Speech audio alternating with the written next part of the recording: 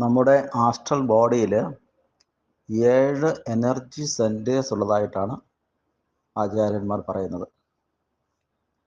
യോഗശാസ്ത്രത്തിലും തന്ത്രശാസ്ത്രത്തിലുമാണ് ഇതേക്കുറിച്ച് കൂടുതലായ പരാമർശങ്ങളുള്ളത്. ഈ 7 എനർജി സെൻറ്റേഴ്സ് സ്പൈനുമായിട്ട് ബന്ധപ്പെട്ടാണ്, നമ്മുടെ സുഷുമ്ന കാണ്ഡവുമായി ബന്ധപ്പെട്ടാണ്. സുഷുമ്ന കാണ്ഡത്തിൽ കൂടിയുള്ള എനർജിയുടെ പ്രയാണം, ആ എനർജിയുടെ പ്രയാണത്തിൻ്റെ ഭാഗമായിട്ടാണ് ഈ ചക്രങ്ങൾ അഥവാ ഊർജത്തിൻ്റെ എനർജിയുടെ സെൻറ്റേഴ്സ് ഉള്ളത്. അത് ഏറ്റവും താഴെയുള്ളത് മൂലാധാരം എന്ന് പറയും. മൂലാധാരം, രണ്ടാമത് സ്വാധിഷ്ഠാനം, പിന്നെ മണിപ്പൂരക ചക്ര, നേവൽ റീജിയൻ മണിപ്പൂരക, ഹൃദയചക്രം അനാഹത, കഴുത്തിൻ്റെ ഭാഗത്ത് വിശുദ്ധി ചക്രം, അതിന് മുകളിലാണ് ആജ്ഞചക്രം. ആജ്ഞചക്രം എന്ന് പറഞ്ഞാൽ നെറ്റിയുടെ ലൊക്കേഷനാണ്. നെറ്റിയുടെ ലൊക്കേഷൻ എന്ന് പറഞ്ഞാൽ പുരുകങ്ങളുടെ മധ്യത്തിലായി ഭ്രൂമധ്യം എന്ന് പറയും. ഇവിടെയാണ് ആജ്ഞചക്രം. ഈ ആജ്ഞചക്രമാണ് സീറ്റ് ഓഫ് വിസ്ഡം, ജ്ഞാനത്തിൻ്റെ കേന്ദ്രം. നമ്മുടെ അകക്കണ്ണ്, തേർഡ് ഐ, വിസ്ഡം ഐ എന്നൊക്കെ പറയില്ലേ. ഈ ആജ്ഞചക്രം ഡെവലപ്പായ ഒരു വ്യക്തിക്ക് മാത്രമേ ESP ലഭിക്കത്തുള്ളൂ, എക്സ്ട്രാ സെൻസറി പെർസെപ്ഷൻ. യോഗശാസ്ത്രം അനുസരിച്ച് ഹയർ ആയിട്ടുള്ള ഓപ്പറേഷൻ. അതിൻ്റെ മുകളിലുള്ള പിന്നെ സഹസ്രാര ചക്രമാണ്.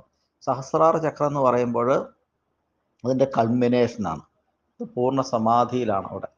ആ പൂർണ്ണ സമാധിയിൽ സഹസ്രാര ചക്രം പൂർണ്ണമായി ഡെവലപ്പ് ചെയ്ത് എനർജി സെൻറ്റേഴ്സ് അവിടെ എത്തുന്ന വ്യക്തി, അദ്ദേഹം പൂർണ്ണ സമാധി അവസ്ഥയിലാണ്. പക്ഷേ ഈ higher mental potentialities, subconscious മൈൻഡിൻ്റെ പവറുകൾ ഉപയോഗപ്പെടുത്തുന്നത്, ഈ അൺഫോൾഡ് ചെയ്തത് ആജ്ഞചക്രത്തിൻ്റെ സ്റ്റേറ്റിലാണ്.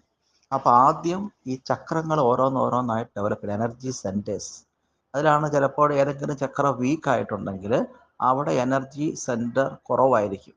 അത് നമ്മുടെ ഹെൽത്ത് പോയിന്റ് ഓഫ് വ്യൂവിൽ ചിലപ്പോൾ നമ്മളെ അഫക്റ്റ് ചെയ്യാം, ചിലപ്പോൾ നമ്മളത് സൈക്കോളജിക്കലായിട്ട് അഫക്റ്റ് ചെയ്യാം. ആണ് ചക്ര ലൊക്കേഷൻ പരിശോധിച്ച് ഓരോ ചക്രസും കൃത്യമായി ഡെവലപ്പാണോ എന്ന് നോക്കണം. അതിനുശേഷം ഈ 3 നാഡികളുണ്ട് നമ്മുടെ സുഷുമ്നാകാണ്ഡത്തിൽ. ഇട, പിംഗള ആൻഡ് സുഷുമ്ന, ഈ 3 എണ്ണമാണ്. അതിൽ വലത് സൈഡിലെ നാഡി പിംഗളയും, ഇടത് സൈഡിലെ നാഡി ഇടയും, മധ്യത്തിലുള്ള നാഡിൽ സുഷുമ്നയും. അതിൽ നമ്മുടെ ഡിവൈൻ കറൻറ്റ് അഥവാ കുണ്ടലിനി എനർജി പാസ് ചെയ്യുന്നത് മധ്യത്തിലുള്ള സുഷുമ്ന നാഡി വഴിയാണ്. അതിനു മുന്നേ കുണ്ടലിനി എനർജി അഥവാ പ്രൈമോഡിയൽ സർപ്പൻറ്റ് പവർ മൂലാധാരത്തിൽ നിന്ന് ഉണർന്ന് സുഷുമ്ന നാഡി വഴി ചക്ര മുകളിലേക്ക് റേസ് ചെയ്യുന്നതിന് മുമ്പായിട്ട് ആദ്യം ഇട, പിംഗള എന്നീ 2 നാഡികളുടെ ശുദ്ധീകരണം നടക്കണം.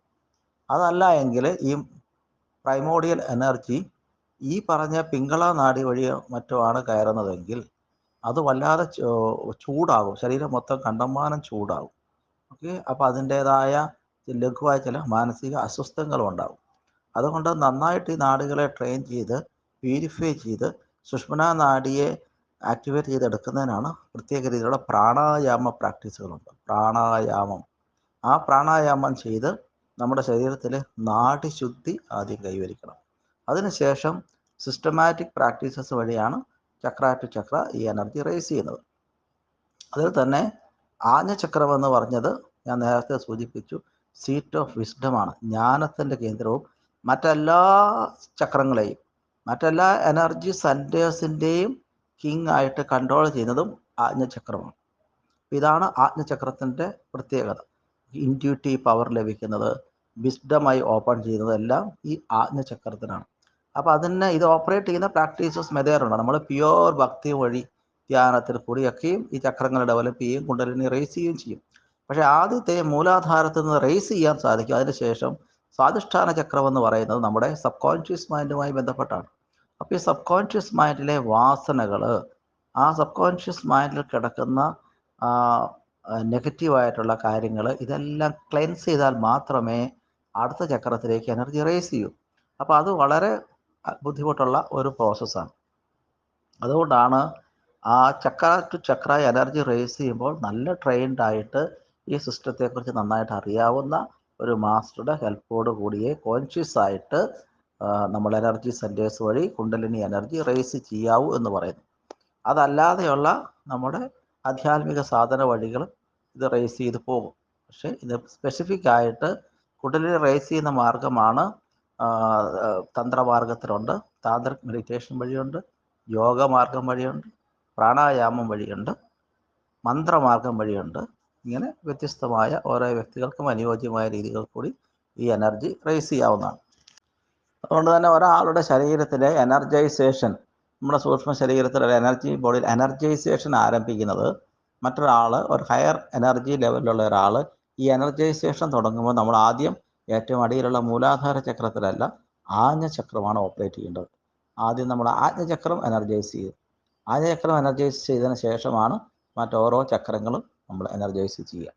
അപ്പോൾ ഏതെങ്കിലും ചക്രത്തിലെ എനർജി സെൻറ്റർ വീക്കായെങ്കിൽ ഞാൻ പറഞ്ഞു മാനസികമായിട്ട് അസ്വസ്ഥങ്ങളുണ്ടാകും, ശാരീരികമായ രോഗങ്ങളും ഉണ്ടാകും. അപ്പോൾ ഈ എനർജി ബോഡി വളരെ സ്ട്രോങ് ആണെങ്കിൽ നമ്മുടെ പൈപ്പിൽ കൂടി വെള്ളം മൂവ് ചെയ്യുന്ന പോലെ നല്ല സ്പീഡിൽ എനർജി മൂവ് ചെയ്യും. അല്ലെങ്കിൽ അവിടെ ബ്ലോക്കാവും, എനർജി ബ്ലോക്ക് എന്ന് പറയും. അപ്പോൾ ഈ എനർജി ബ്ലോക്ക് നമുക്ക് പലതരത്തിലുള്ള അസ്വസ്ഥങ്ങൾക്ക്, ശാരീരിക മാനസികമായ പ്രശ്നങ്ങൾക്ക് ഇടയാക്കുന്നു. അതുകൊണ്ട് നമ്മുടെ എനർജി ബോഡി എപ്പോഴും വളരെ വൈബ്രൻ്റ് ആയിരിക്കും. മാഗ്നിഫൈഡ് ആയിട്ടുള്ള മാഗ്നറ്റിക് പവർ ഉള്ള ആ ഒരു എനർജി ബോഡി ആണെങ്കിൽ അതിൻ്റെ ഓറ വളരെ സ്ട്രെങ്തൻഡ് ആയിരിക്കും, നല്ല ശക്തിമത്തായ ഓറയുമായിരിക്കും.